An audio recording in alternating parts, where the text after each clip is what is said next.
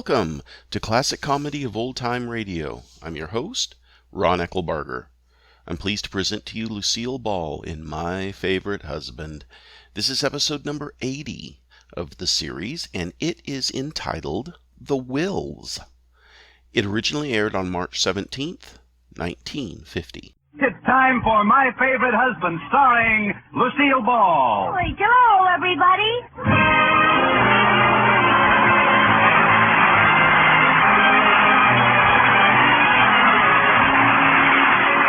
Yes, it's the Gay Family Series, starring Lucille Ball with Richard Denning. Transcribed and brought to you by the Jell-O family of desserts. J-E-L-L. Oh, the big red letters stand for the Jell-O family. Oh, the big red letters stand for the Jell-O family. That's Jell-O. Yum, yum, yum. Jell-O pudding. Yum, yum, yum. Jell-O tap. Jell-O pudding. Yes, and now Lucille Ball with Richard Denning as Liz and George Cooper, two people who live together and like it.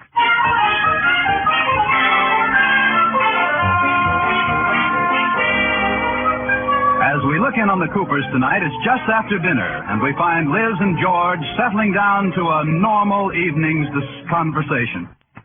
Come over here and sit down, Liz. I have something I want to talk to you about. All right, let's get it over with. How much am I overdrawn? You're not.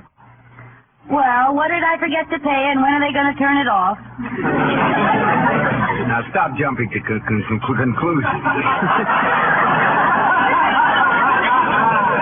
This is business. I made out my will, and I want you to take a look at it. Oh, it's only your will. I thought it was something I'd done that you... Your will? Yes. What's the matter, George? Oh, nothing's the matter. There is, too. You're keeping something from me. Liz, it's just good business. You're sick.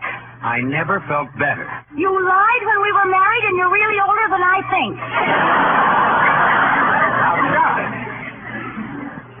Drawing up a will is just a good, sensible thing to do. Then everything's legally taken care of if anything happens. I won't discuss it. Well, I want you to. You should know I've arranged things so you'll know what to do when I go. All right, George. Well, that's better. What's the matter? Oh, George, I miss you so. For heaven's sakes, Liz, I'm speaking of the future. I haven't gone yet. But you said you were going. Of course, we all have to go. Don't do it, George. Don't go. Look, honey, I'm perfectly well. I feel fine. I'm healthy. But let's face it, we all have to go sometime. We do unless you know something the rest of us don't. I don't know anything. Honey, there's nothing serious about this. It's just business. Now, let me read it to you. Here. I, George Cooper, being of sane mind and sound body, do hereby declare this to be my last will and testament. To my wife, Elizabeth, I leave all my worldly goods. Ah, George, thank you. But you shouldn't have done it. I haven't done it yet. Well, when you do it, you shouldn't have done it. Stop it. You said there was nothing serious about it. You want me to cry again? No. Here. Now read it yourself. I don't want to read it. Well, it's for your own protection. You know, I could leave everything to my mother. Let me see that. All property in which to this date I have any interest. Okay, George, I'm finished. Oh, what's the use? Give it to me.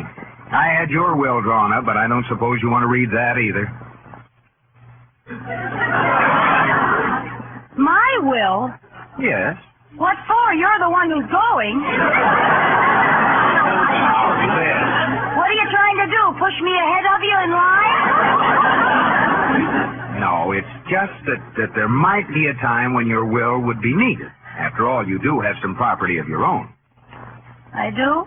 Yeah, that property in Florida that your father left you, those 3 lots on the beach. Oh, you mean sunken acres. They aren't really underwater, are they? I always thought it was oil land. If there's any oil down there, it's still in a whale. Oh, I see it all now, George. You want me to sign a will leaving everything to you, and then you'll bump me off. You want to get your dirty fish hooks on my oil holding. Very funny. You'll never get away with it, George. You'll be rich but unhappy. I'll haunt you. All right, now cut it out, Liz. Well, where's your sense of humor? Oh, sorry. I guess I'm tired.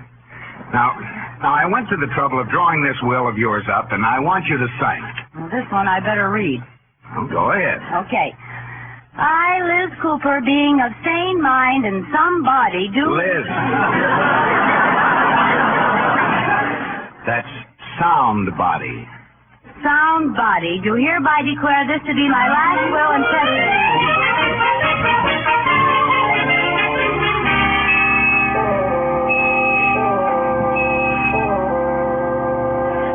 George, Huh? Oh, yes, sir, Mr. Atterbury. What is it? are you sleepy, boy? No, sir. Then what are you doing with your head on the desk? Counting up to 100 while your secretary hides? Well, to tell you the truth, Mr. Atterbury, I spent all last night trying to explain to Liz about our wills. Oh, gad, boy. Stretch out on my couch and take a nap. No, I'll be all right. Did you want me? Oh, yes. I've been thinking. The weather's getting nice now. Why don't you and Liz and Iris and I go up to my place in the mountains? Hey, that sounds swell. The four of us can fly up this weekend.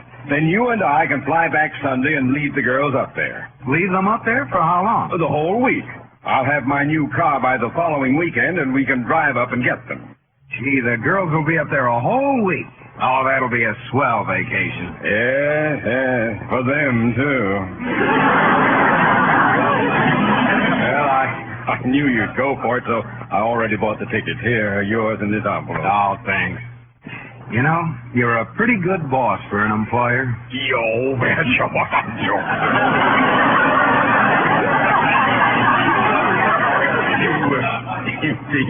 You can do me a favor. I need some supplies for the lodge now. Can you pick them up for me? Oh, sure. Oh, good. Now, let's see. I need poison for those horrible little gophers up there. And some rope for a clothesline. And a couple of sacks of cement. Iris wants a patio so she can sunbathe. Come to think of it, that ought to keep the gophers away. Wait a minute. Let me make a list on the back of this envelope. Yeah, poison, rope, cement. Yeah, I need an axe, too. Yeah, well, I'll go home and tell Liz. Well, George, let them think it's just for the weekend. Well, all right, but why? Well, they're women. A weekend means a new pair of slacks. A week's vacation means a whole new wardrobe. Boy, have you got what it takes. Well, I have to have, or else Iris takes what I've got.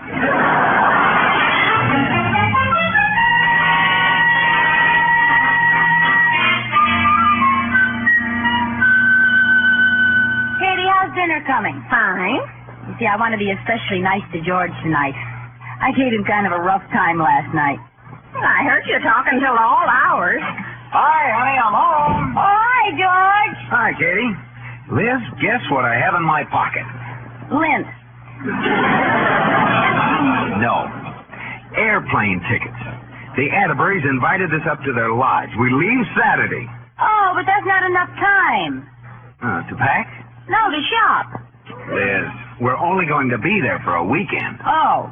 Well, in that case, I'll just buy a new pair of slacks. Mr. Atterbury sure is a smart man. Well, now, that doesn't make any sense at all. Oh, you'd be surprised. How soon's dinner, Katie? As soon as you're ready, and we've got your favorite dish. Good. Now, I'll just get washed up. Won't be a minute. Gee, isn't that wonderful, Katie? We're going away. Yes. Say, didn't you have an appointment at the beauty shop on Saturday? Oh, that's right. I wonder what time the plane leaves. George said the tickets were in his coat pocket. Let's see. Oh, yeah, here they are in this envelope. This ticket says return trip 10 p.m. And this one, Katie? What? These airplane tickets. One of them is a round trip and the other is one way. There must be a mistake. Sure. There'd be no reason for it unless one of us isn't coming back. One of us isn't coming back?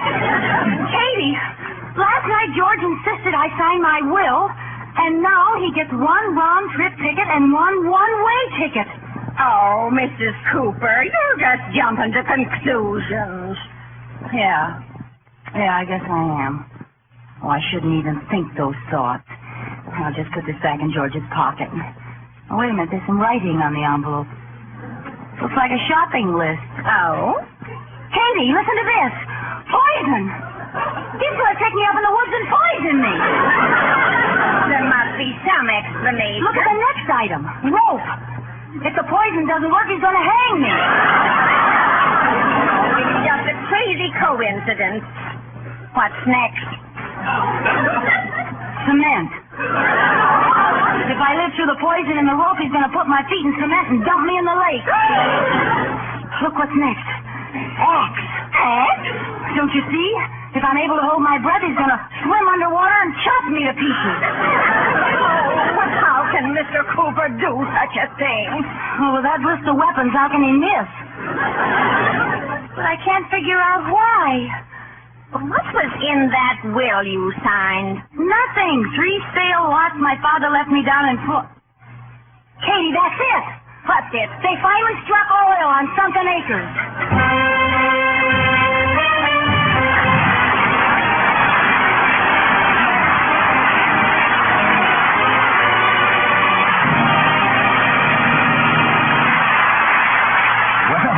Liz thinks she's about to meet her doom, and for once she hasn't got an answer.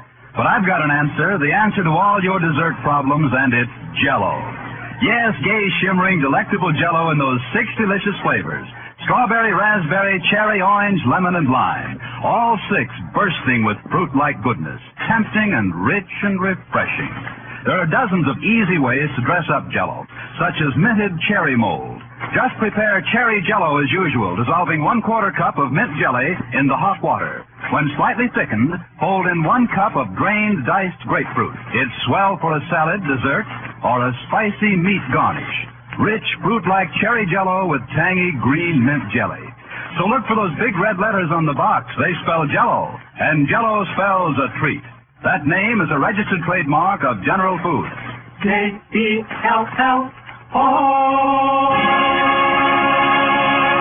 And now back to Lucille Ball in My Favorite Husband.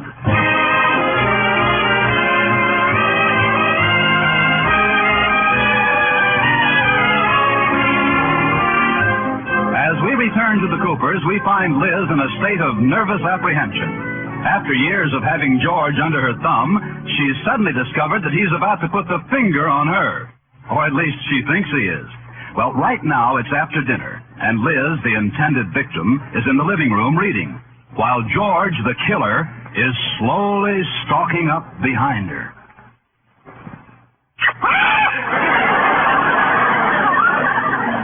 What's the matter, Liz? I was just kissing you on the back of the neck. Oh. Say, what's the matter with you anyway? You're acting sort of wild-eyed and strange. Well, I'm sort of nervous, George. I have a headache. Oh, I'm sorry, honey. Here, let me massage your neck for you. All right. No. No, I'm all right now, George.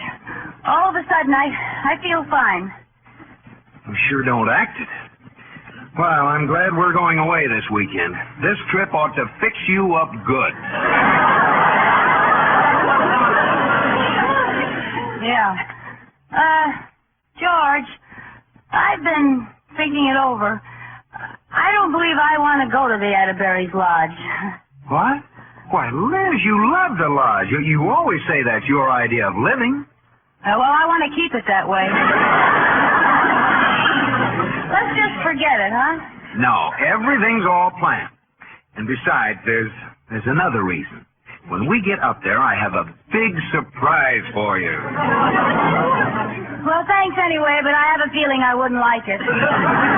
Oh, yes, you would. Oh, no, I wouldn't. I'll tell you what, George. Why don't you take your mother up there and give her the surprise? Don't be silly. You just wait. When you wake up Monday morning, you'll be very pleasantly surprised. If I wake up Monday morning, I'll be very surprised. What? George, sit down. Over there. George, has anything happened that you haven't told me about? What do you mean? Do you need money or anything? Are the books all right at the bank? Liz, what are you trying to tell me? Just that I love you, George. You could have anything of mine you wanted. You wouldn't have to ask me twice, not even once. Here, I'll give you everything right now. I, Liz Cooper, give George Now, cut Cooper it out, everything. Liz. You sound like you flipped your lid. Now, if you've got something to say, come on out with it. Well, okay, I will. George Cooper, why did you make me sign that will last night? I didn't make you. It was just legal protection. Oh, look, if it bothers you that much, I'll destroy it. I'll tear it up as soon as I get back from the lodge. As soon as you get back. I mean we. As soon as we get back from the lodge. Well, goodbye, George. Come back here. You stay away from me, George Cooper. I'm going to my room, and don't try to get in because I'm going to bolt the door.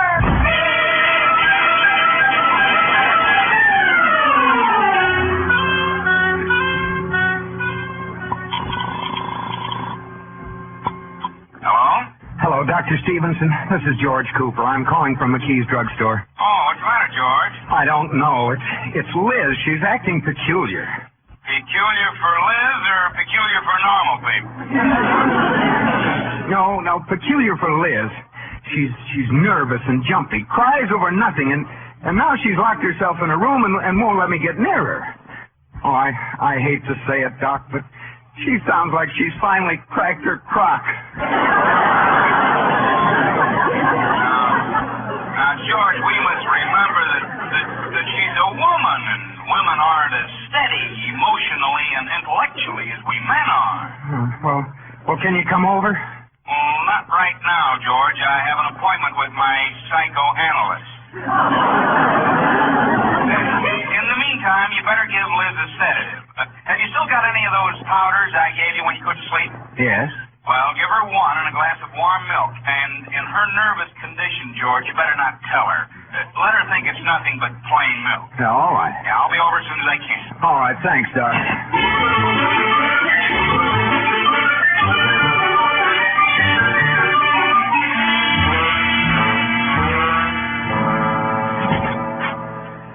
Hello, Liz. Did you decide to come out of your room? I'm thirsty. I was just on my way to get... What were you doing in the kitchen? Oh, nothing important. I just thought it'd be nice if I got us each a big glass of warm milk. No, thanks. I'm not thirsty. But you just said you were. Well, I'm not. Oh, it's too bad. Katie already fixed it. Katie fixed it? Yes. Good. I'm thirsty. Yes, dear. Katie, will you bring in the milk you fixed, please? Coming, Mr. Cooper. Here we are. Oh, thanks, Katie. Just put the tray on the table. Yes, sir. Mrs. Cooper, could I see you in the kitchen a minute, please? Certainly, Katie. What is it? Don't drink the glass on the right. He put a powder in it. He didn't. I saw him when my back returned. What are you going to do? I'll do like they do in the movies.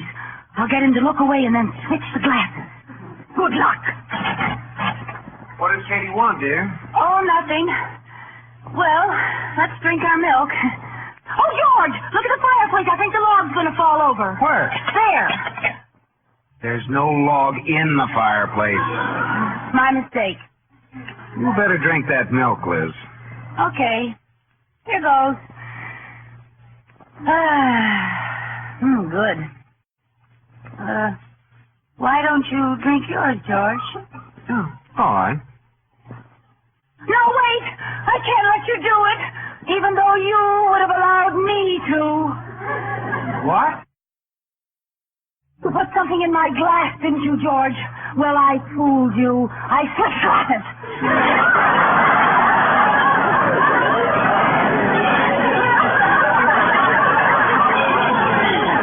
Well, I had a hunch that's why why Katie called you, so I switched them again while you were out of the room.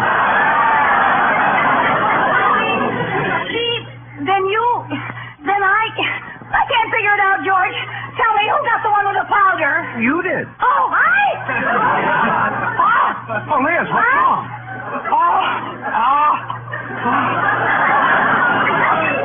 You know what's wrong. That powder is doing its dirty work. But it wasn't supposed to make you act like this. Oh, I'm sorry. I'll try to rise and twitch more.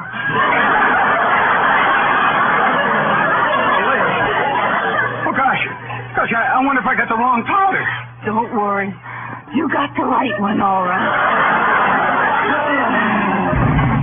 Oh, Liz, oh, get up off the floor. It's beginning to take effect. Everything is turning dark and fading away. Fading away. Fading away. Oh, why doesn't that doctor get here? It's too late, George. Don't pretend you want to save me. Pretend? This is the test of our love. If this is what you want, then it's what I want. I'll go with a smile on my lip.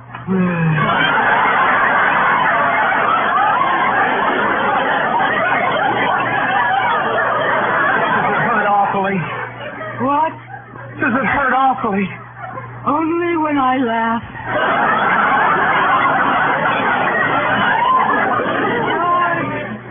George, where are you?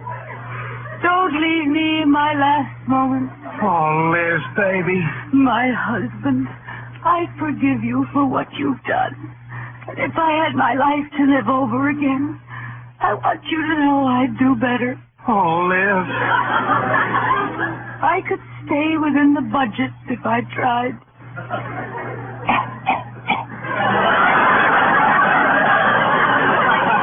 And I'd never buy clothes I need. I'd throw away my charger plate. Oh, that must be the doctor. I'll get it. George, boy, I just came over to make the last-minute arrangement for Gad. What's Liz doing on the floor? Oh, Mr. Atterbury, goodbye, Mr. Atterbury. Goodbye. Where's she going? You know, I just heard harp music. Oh, Liz, will somebody kindly tell me what's going on? Well, I gave her a sedative, but it seems to have had an odd effect. Sedative. Huh? Have your grim jest, George. I saw the one-way ticket you bought me. Oh, now, wait a minute. And I found the list of murder weapons. The poison, the cement, the axe, the rope. Oh, honey, the one-way ticket was because we were going to surprise you and Iris by letting you stay up there a week.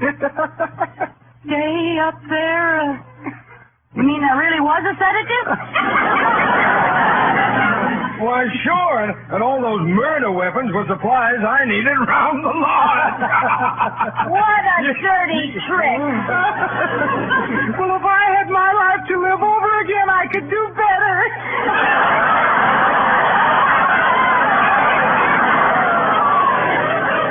You can just forget those promises I made, George Cooper. I didn't know what I was saying. I was under the influence of warm milk.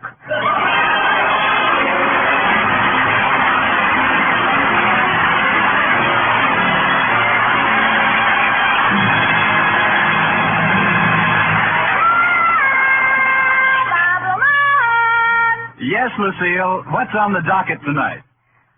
Tonight, Robert, we deal in international intrigue. I am a spy, and you are interviewing me for a job. A little spy music, maestro.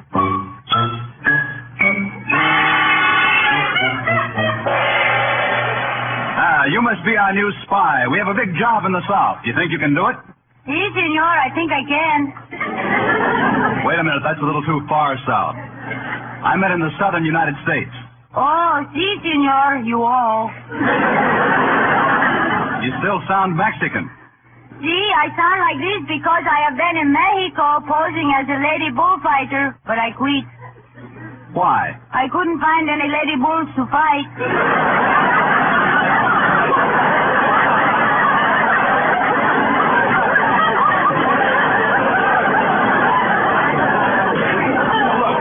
Problem. These Americans make a product called Jell-O, and I gotta find out what flavors it comes in. Ooh, that's a tough one. Now, here's what we've managed to find out. Write this down. Okay. Jell-O is so good it makes you think of the real ripe fruit itself. Yay. And it's locked in by a special process so it can't get out till your first delicious spoonful. Yee. We also know that everybody's looking for the big red letters on the box. L-L-O. What was the second word? Now, never mind. They spell Jell-O, and you gotta find out what the flavors are. Oh, see, I go. I am back. What took you so long?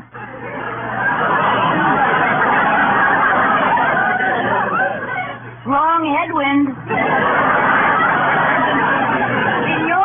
Senor, I got all 5 flavors. Strawberry, raspberry, cherry, orange, and lemon. There's another flavor. You bungled. You bungled? What does that taste like? Find out what that other flavor is. Yes, senor. Si, sir. Lime. That's wonderful. How did you manage to sneak in and get the information without being caught? Confidentially, I slink. Good night, Senor Bob.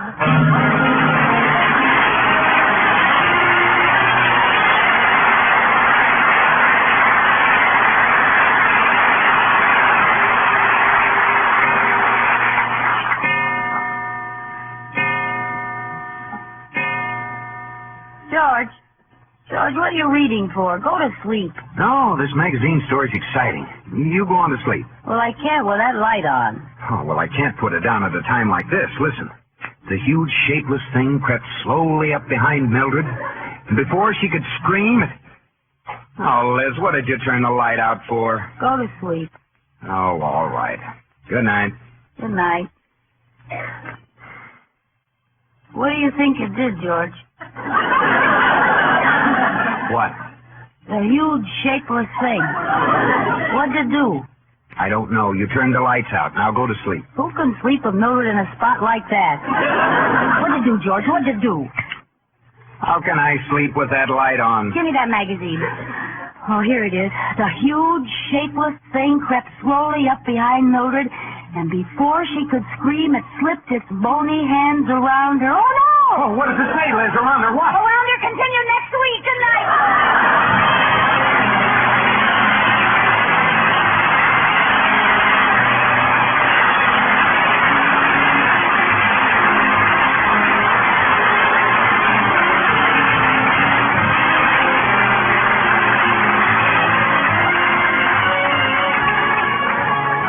You have been listening to My Favorite Husband, starring Lucille Ball with Richard Denning, and based on characters created by Isabel Scott Rorick.